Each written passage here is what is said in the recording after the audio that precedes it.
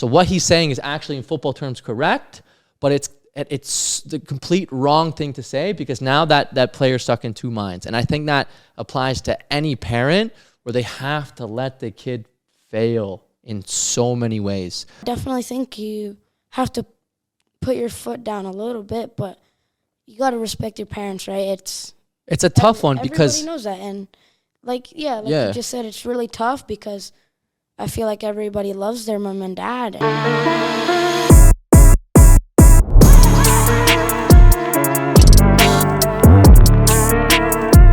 Whoa! Stop that!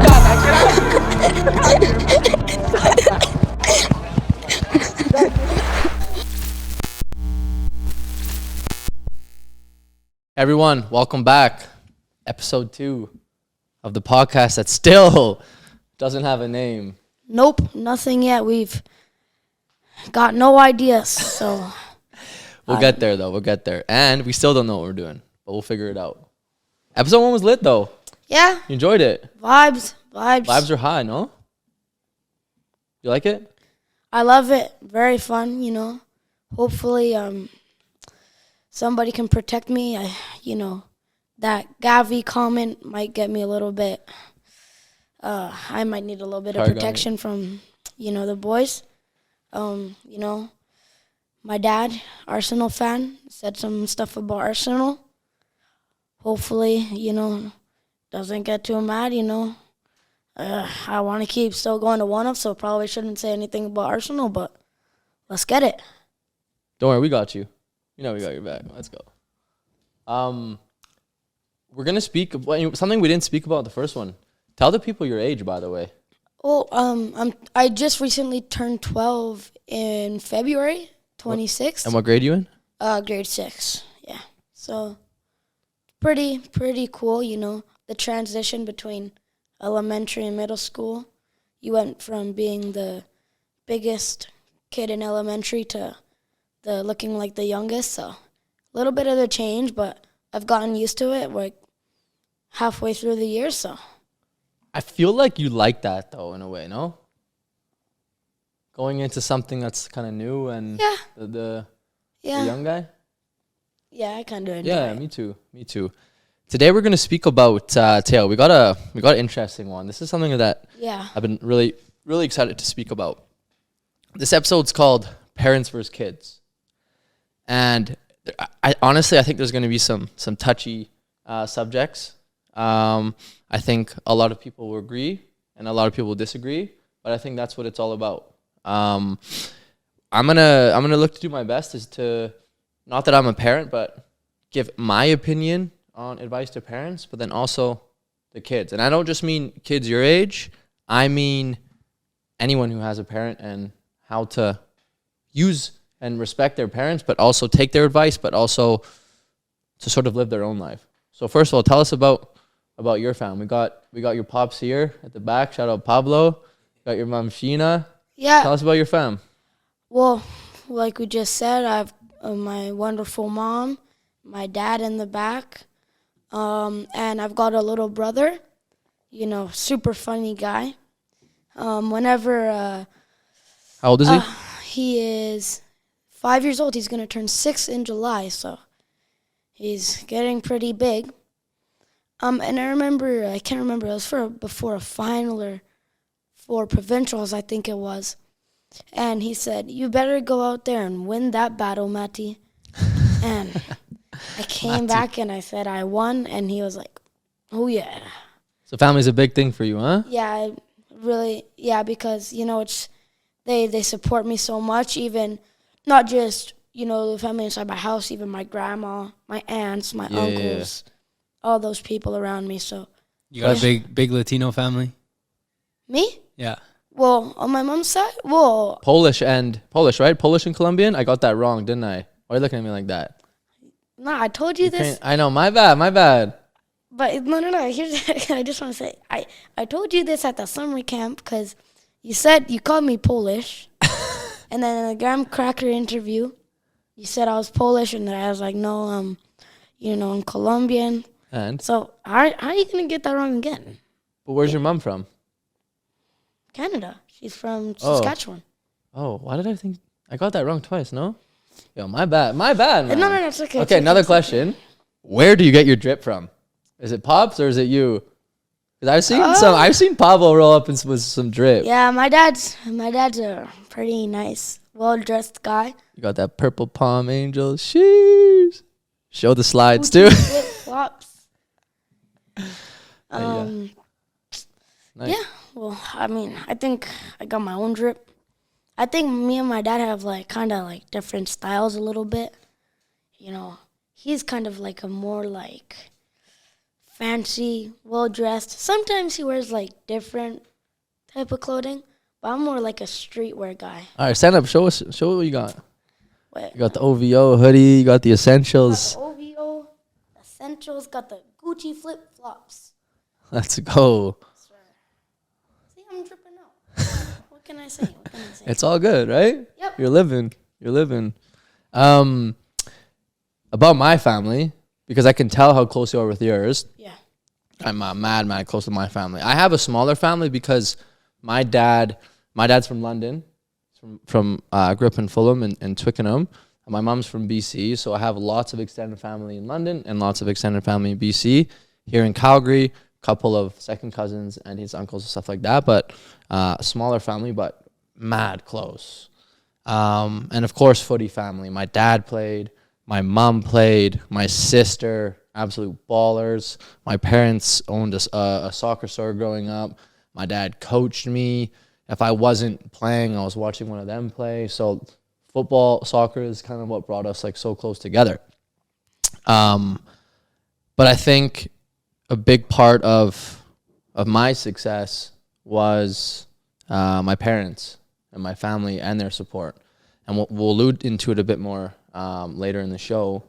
But I think I was lucky enough to have a family that found a good balance between like supporting me and pushing me, but letting me do my own thing.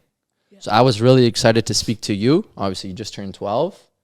On your opinion, right? Because you're such a, your age, you're a smart kid and you have a lot of personality, but you're impressionable right at that age. So tell us a little bit about what you think and like how important family is for your overall happiness, but also chasing your dreams.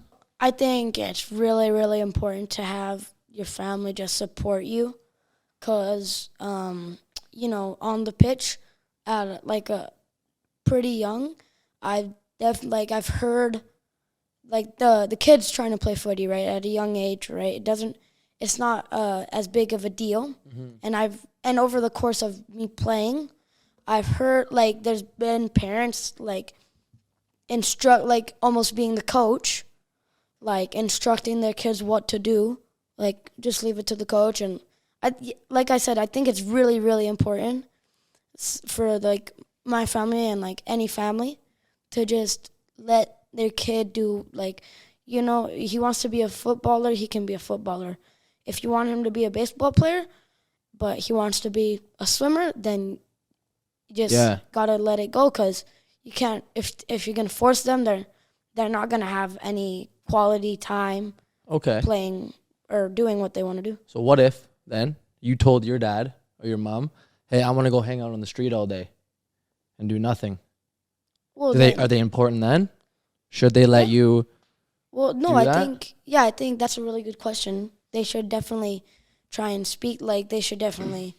There's different ways. There's definitely different perspectives, on what you just asked. And I definitely think that they should probably say like, well, I think, it'd probably be better if you went and did like played a sport or maybe study. So guide you. Yeah, right? Like try and guide me. Especially at your age. What I want to be or what I want to become. Yeah. Right? Or just be like overall a better person. Good. So. Yeah, I agree. Yeah. Because you know me, right? The owner of One Up Soccer Academy. I've been coaching now for 7 years. Been doing One Up for 4. So I deal a lot with youth players from ages majority 9 to 17, which means I deal a lot with parents. I speak to them every day over email, over phone, at the sessions.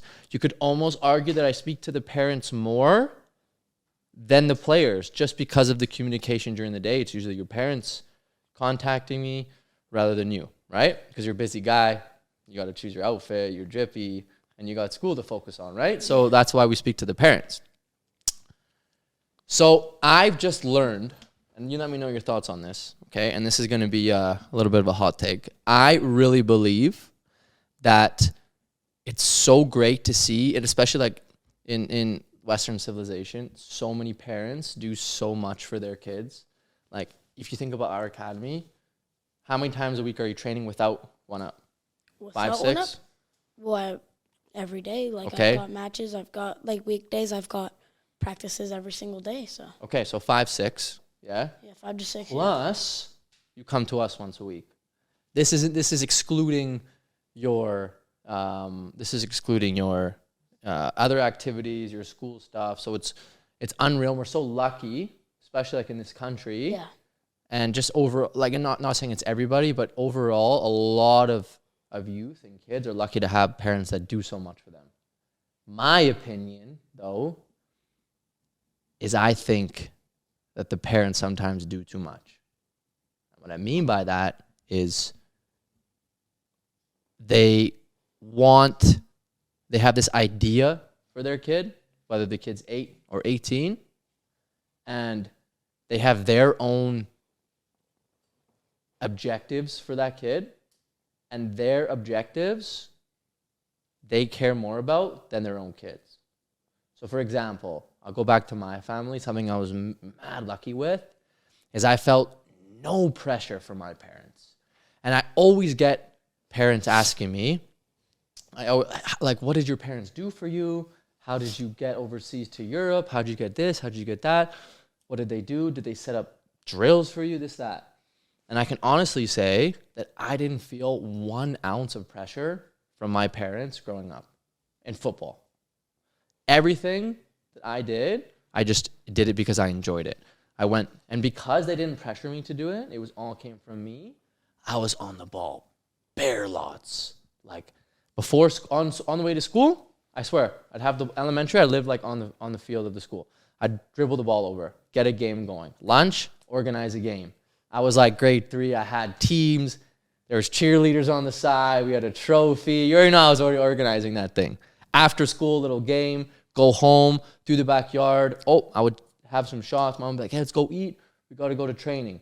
Pop, go to training. I would train or play a game. Then after, I would go and watch my dad play or my mom play. I was like an assistant referee at like 10. And I did so much of that because I enjoyed it. But I honestly don't think that I would have enjoyed it that much and had such a love for it if my parents were telling me to do it. And I think that, like, it's mad to think, we'll talk about 1 up. You have a parent, right? So let's say you're a parent, yeah?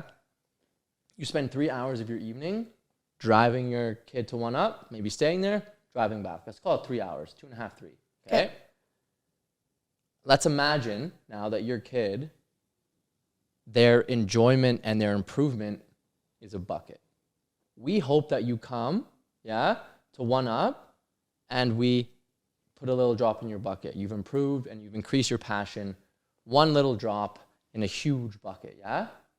Because it's like little, it's a little bit every single session, every minute, it improves you a little bit, yeah?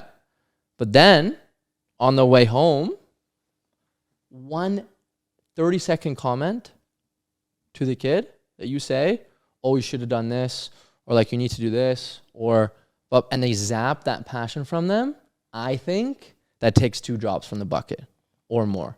Meaning, you've spent 3 hours to drive your kid to the session and back, or whatever, whether it's gymnastics, whether it's the science fair, whatever, yeah, whatever they want to do, you spend 3 hours on that evening, and you've made them worse at it because of the pressure you apply.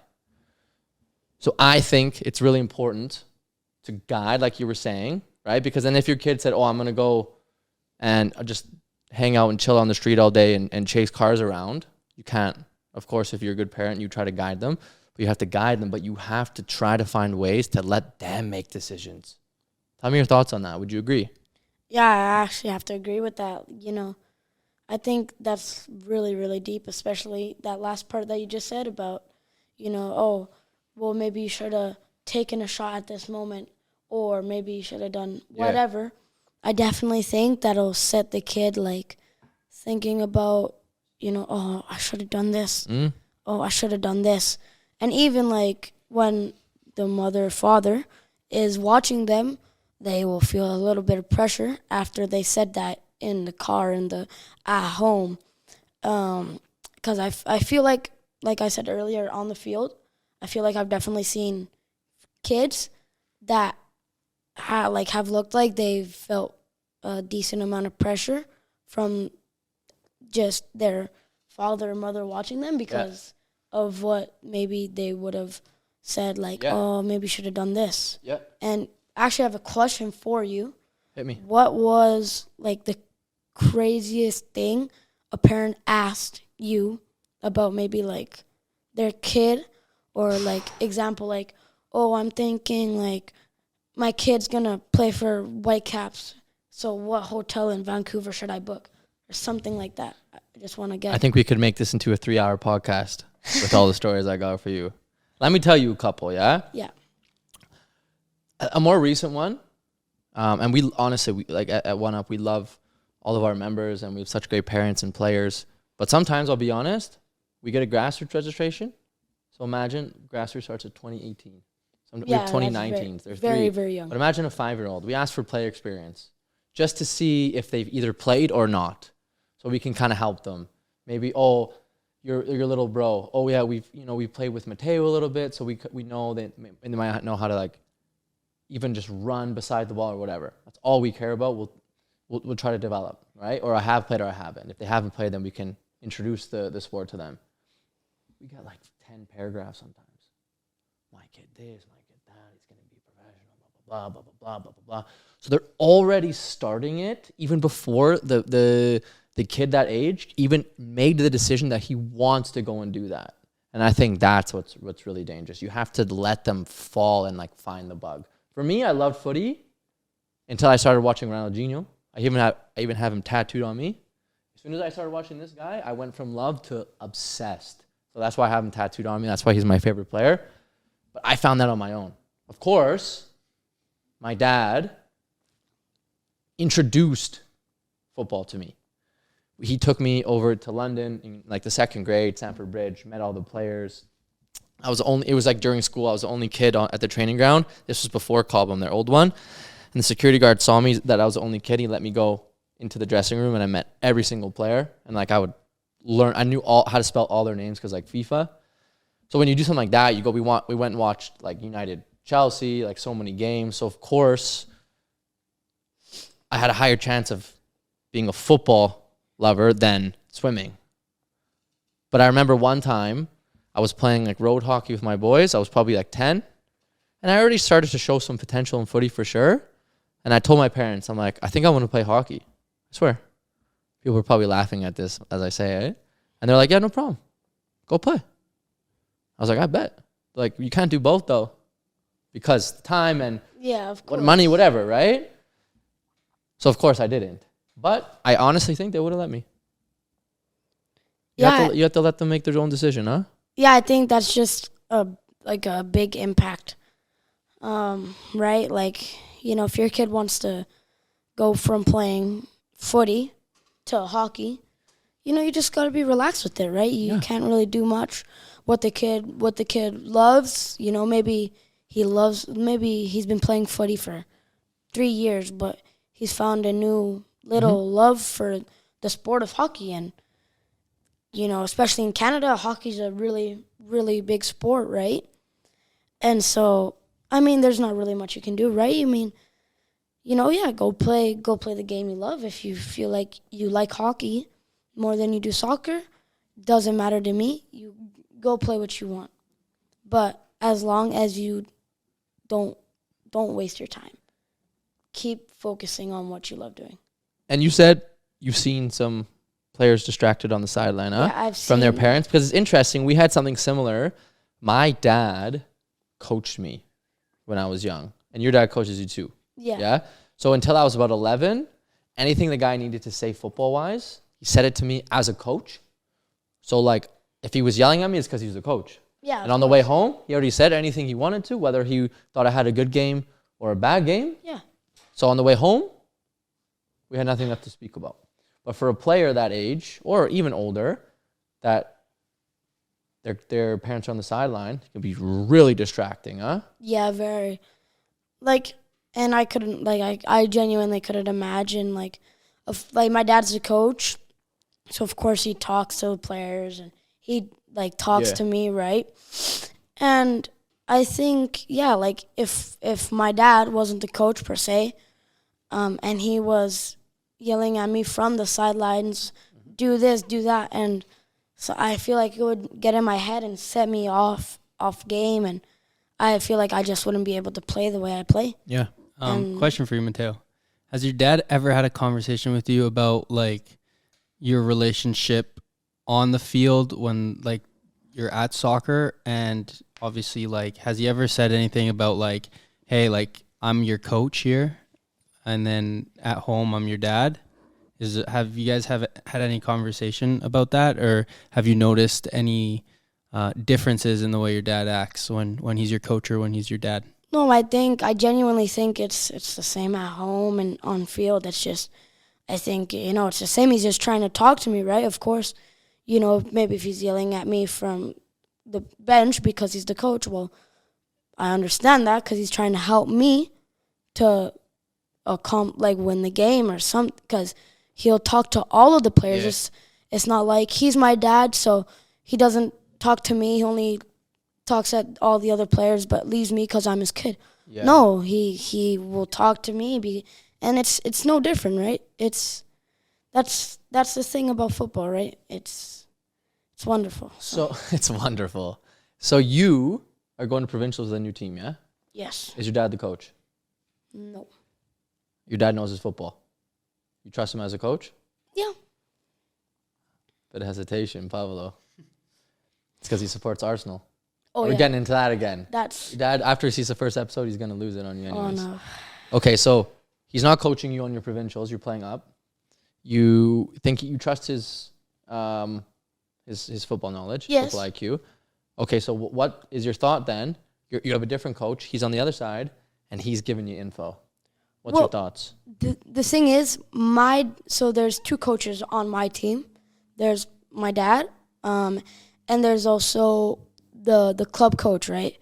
Yeah. Mello. Wonderful guy. Shout out Mello. Shout out Southwest. Yeah, wonderful guy. He's so passionate. Good guy, huh? He loves being with the kids, right? Yeah. On my team, or this new coach, yep. And that I barely know, right? So then I think it would set me off, like I said earlier. Just get me a little bit like dizzy in the head. Yeah. Unfocused. I'm glad you said that, because this is something that I try to educate so many players on. I'm gonna look into the camera when I say this. Just because you are have knowledge about a certain subject in relation to what your kid's doing. So in this case, soccer, but it might be where a dad was a mathematician and now he's helicopter parenting that kid in his math, or whether this parent was a whatever, has a huge love for farming, whatever, and everything. He just everything that the kid's doing, he's all over him. Yeah. But so if that's the case, yeah, I still think it's very counterproductive for parents to continually give that kid information. An example I always use, okay? We'll bring it back to footy. Imagine, yeah, Pep Guardiola, okay? Or who's your favorite manager ever? A lot of really good managers. Name one. I have to go with my Madrid guy, Zinedine Zidane. Okay, so Zizou, okay, has a lot of kids, okay? And they all are absolute ballers. That's a great example, right? So I think Enzo, one of his son's name is. Yeah, he's playing for Real Madrid youth, okay? Zidane could be on the sideline, okay, giving Enzo information that is spot on. Whatever it's like, to take your first touch here, like who knows better than Zidane? Arguably one of the best players in the world, arguably one of the best coaches in the world, won his 3 Champions Leagues in the first 3 seasons he's coached. He could give the perfect information, but in that moment, the actual coach is doing something a little bit different, and that's very counterproductive. For example, the coach could be like, Enzo, today we're focusing on, maybe he's young, right? 10 years old, and you have a specific topic. We're working on 1v1s. I want you to try to beat as many players as possible 1v1. I don't care if you beat 100 players. I don't care if you lose it. Like, you need to improve your 1v1s. Yeah? Yeah. But then Zidane doesn't hear it. Yeah? And on the other side, in this moment, he should combine, play one touch and lots of passes. So what he's saying is actually in football terms correct, but it's the complete wrong thing to say, because now that player's stuck in 2 minds. And I think that applies to any parent, where they have to let the kid fail in so many ways, because then you're taking, not only you're confusing the player or the kid, but you're taking away learning moments. And that's Zidane. Yeah. Let alone some of the parents we see on the sideline. Last example, when I first came back from playing overseas, it was like my 3rd day coaching. And I'd heard that, obviously parents can be a little bit overbearing. And I had a parent walk up to me who I could just tell you never seen a soccer ball before, like a year, 6 months ago, grabbed my coaching board and she started saying, okay, this player needs to play here and this player here. And I was like, wow, damn, like it's actually wild when you're dealing with someone's kids, right? They want what's best for their kids. That's not what I'm saying, but I'm just saying, like, that passion for your kids and wanting them to do so well can have the reverse effect. So you have to let your kids experience things, make mistakes, and just enjoy it. Talk to me about that. I agree with you completely. Like you said that about Zidane, like just that example.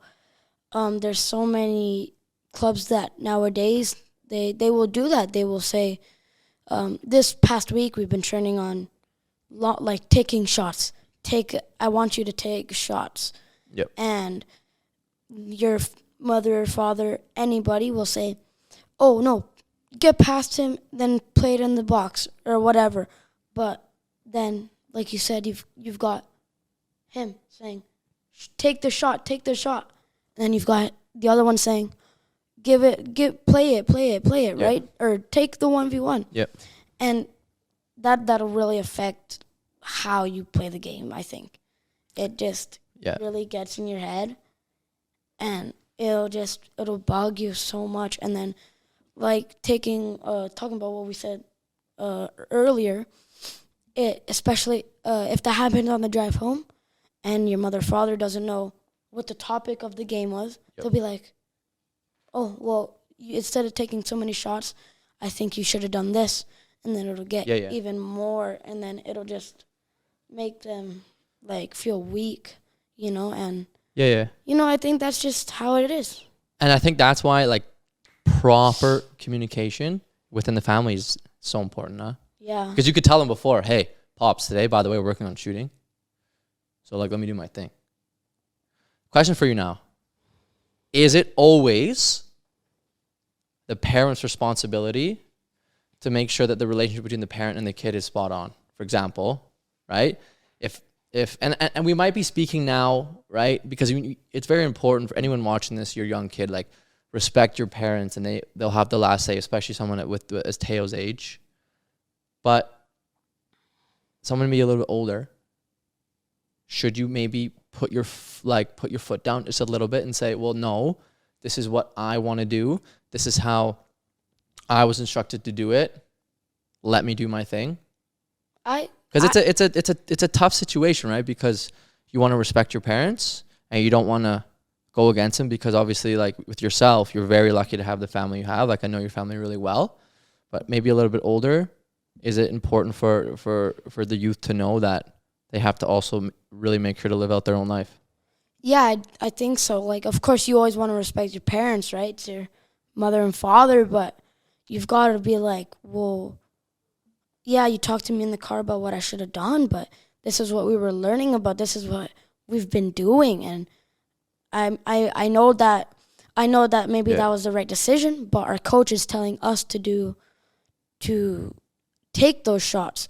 Or, like, it can be whatever you want, right? It could be, well, my teacher wants us to do this, not this, right? Yeah. It can be anything. For sure. And yeah, I definitely think you have to put your foot down a little bit, but you got to respect your parents, right? It's a tough one because everybody knows that. And, you just said, it's really tough because I feel like everybody loves their mom and dad, and, they're really important. Like you said, drive us to games, to practices, right? But, yeah, you have to put your foot down sometimes, I think, and be like, well, I want to do this, and maybe you don't want me to do that, but I feel like I would enjoy this more than what I'm doing right now. And you have to have, like, the right amount of maturity to have that conversation with your parents, yes. right? It's not like chatting back to them. It's like in a negative way. It's not blowing up at them. It's like sitting down with them and saying, this is what I want to do. This is why I want to do it. Kind of, do I have your support or not? Because a situation that's happening a lot now, even with, I'm lucky enough to work with some really good coaches and really good staff. And I've had a lot of coaches work for us that are from that sort of like 17 to 22, 23-year-old range.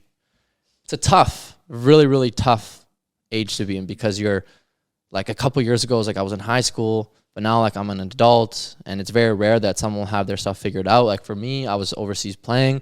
One year I was on top of the world. One year I wasn't. Like, lots of ups and downs, and it's really difficult. But now I'm noticing that it's so easy for parents to, like, have their own life mapped out for their kids.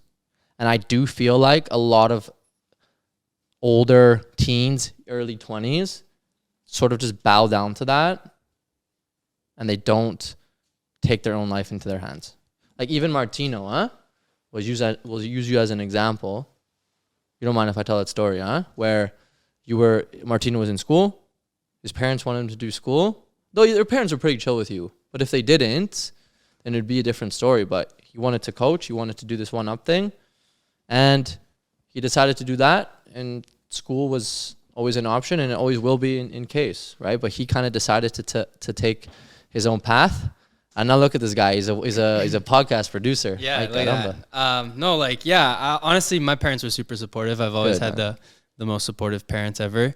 But yeah, like, I was shout out to SATE. I have 3 more classes left till I finish, and COVID hit. We went online. I wasn't really enjoying it. I was falling behind in a lot of my courses. And I just saw an opportunity with OneUp, and I kind of took it. So yeah, honestly, like, it was way easier, obviously, with the support of my parents. But I think even if like, my parents were still a little bit on the edge, I'm not going to lie. Like, they were a little bit concerned, like, hey, like, really think about what you're doing. But even if I didn't have their support, I still think I would have gone and done it. Obviously it would have hurt a lot more, but honestly, I kind of prioritized my happiness and what I really wanted to do over what my parents wanted me to do. So yeah. But then, so when you had that conversation, it was a calm, I know the kind of guy you are. It's a calm, like, mature conversation. Yeah, I'm not. If you were like, no, like, you guys don't know anything, blah, blah, blah, you guys have no idea, you don't even know me, et cetera, right? Then that conversation becomes harder. But I honestly think, of advice for anyone that age or younger, older, that are getting a lot of pressure from their parents to do something they don't want to do, just tell them how you feel. Because you might think that your parents know exactly how you feel, but no one really knows exactly how you feel except for you. And I think a lot of people are too afraid to say that. And, like, give them a little bit of a, like, meet halfway. It's like, okay, you don't want me to do this, you want me to do that. Let me do this for a couple years. And if it fails, okay, no problem, I'll do that. You know what I mean? And if it fails, you have that conversation again, and maybe you want to do something else. But what I'm trying to say is, it's your life, okay? Respect their guidance, but you decide. And it's a tough one because there isn't a parent, okay, that doesn't want what's best for you. Like, they love you and they want what's best for you. But sometimes what their opinion of what's best for you might be something a little bit different. An example for me is when I was around 13, 14. I was knocking on the door to Europe. After my trials at Real Madrid, I had some trials in England and Germany. And I knew, like, I had like 4 or 5 trials lined up. Some clubs had even said, like, it's almost a for sure thing. So this was like 6 months before I signed for Schalke. Yeah? And I had it in my mind, okay, that I think it's better for me. And this was or halfway through grade 11, I believe, or beginning of grade 11. I thought it was in my best interest, it's going to sound crazy, to drop out, this isn't a joke, drop out of high school, train for the 6 months that I was there, because I was going back and forth, but let's call it 6 months, and dedicate my time to train. So by the time I went over there for these trials or to sign, I was at my highest level. And if I signed, right, then I would do my high school online. If they didn't sign me, I'd come back and maybe be a little bit behind. And I was actually, it's funny, on my way to like have this conversation, I think with my mom at the time. And she actually had that idea for me because she understood that I had this like crazy opportunity. Am I telling anybody that I condone them to drop out of school? No, that was a special situation. Okay. But I was lucky that my parents could tell us what I wanted to do. So that's the path that let me choose. I signed and I graduated my high school online and it all worked out. I think that's really, really good, especially your mom, like you said, your mom and parents really, like, you know how you feel the most. You'll know your emotions every time. You will have this idea in your head, what you think is best for you, but your parents might have something else. Exactly. And maybe sometimes what your parents' decision might really be the best decision, but in your head you're thinking, oh no, I'd rather do this. And I think that your mom was like a really, really thoughtful person, especially if she like had this idea, like had the same idea as you, to think about, well, my son, like my child has just gotten an offer from a top tier club in Germany, like in Europe, with a big opportunity to do big things. But the cost is he might have to drop out of high school and he might be a little bit behind. But I think what would be best for him and what he thinks is best for him as well is to go on trial and drop out of high school for a bit with that, and go on trial with that club or try his very hardest, because like it's a once in a lifetime opportunity that you get to go on trial with Schalke and all the way in Germany, right? Currently a Bundesliga team, I think, and I think it's very important for parents to know that. The second half of that story, a quicker one, where she wasn't sort of, I don't want to say wasn't supporting me, but like when she had a different opinion, was when I was there for 8-9 months. I had some ups and I had some downs. And at this point, it was one of my like lowest points. Moving away at 15, where it wasn't like me in like a dorm or whatever. Like I was living on my own in this house at Schalke with like a guy that worked in marketing that was there for like 3 days a week. So it was like on my own, learning the language, learning how to do this, learning how to cook for myself, laundry, whatever, right? And at this point, like it was hard to break into the team as well. So I was on like a down point, and my mom calls me one day, and my dad too, but I think my mom like took the charge on this. She's like, I want you to come home. She's like, it's too much, it's too soon, you're too young, et cetera, et cetera, et cetera. And that was her opinion of what was best for me. And instead of like, losing it or whatever, I just said, no, like this is like respectfully, I think this is a good path for me. I think this is what I want to do. Give me a year. Kind of like my example I gave you earlier. Give me a year and let's see where I'm at. We had a couple conversations. She was ready to like book a flight for me. She was obviously missing me as well. So maybe I had like her own little like her emotions. But I was like, no, I'm going to stay. And I stayed.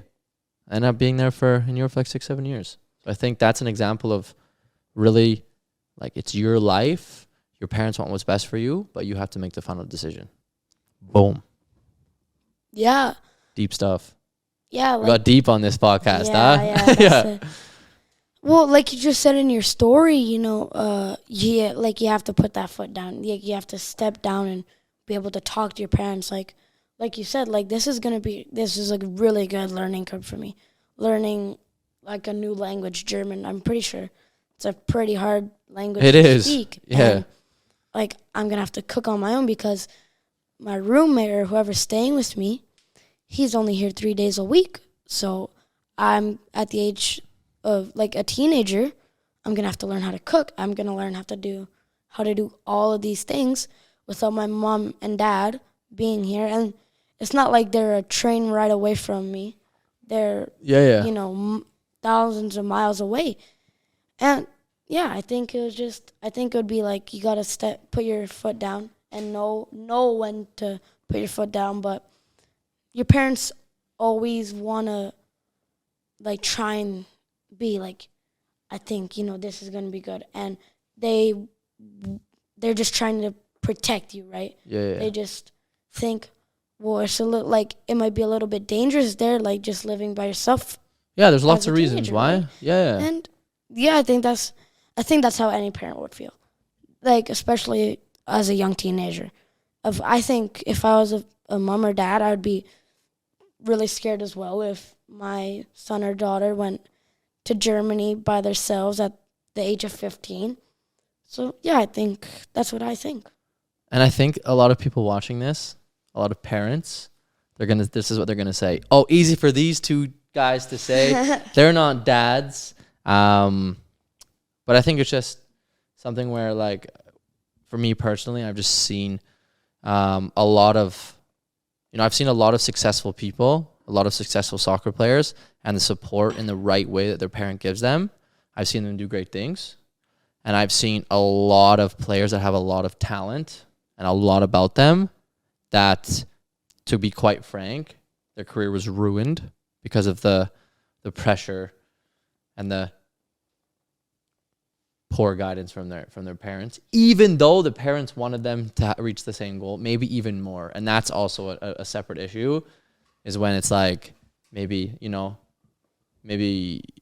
a dad didn't make it as a professional footballer or whatever it is, and they have this kid that it's like, I'm going to do everything I can to make them a professional footballer, thinking they're being selfless, but it doesn't always work out like that. And I think that a lot when a player turns 18, and their youth career is done, I think 99.9999% of parents, they look and this player didn't reach the heights that they thought they would. 99.999% of them wish that they would have allowed their kid to A, have more freedom, but B, enjoy it more. Because they're like, wow, like I was all over them and they didn't go to where I thought they would. And let's be honest, it's a very, very small percentage of players that make it, but it's even smaller percentage to go where your parents, when you're 10, think you're going to go. Yeah. And that's just life, right? You always have an inflated opinion of your parents, right? Or of your kid. So letting them enjoy it and be free, I think, is massive. And that's me done on this conversation. I could go all day. Yeah, I think so as well. I've got a question for you. Talk to me. Was there any moments where like you wanted to like switch clubs or something, knowing that your dad is like a diehard Chelsea fan?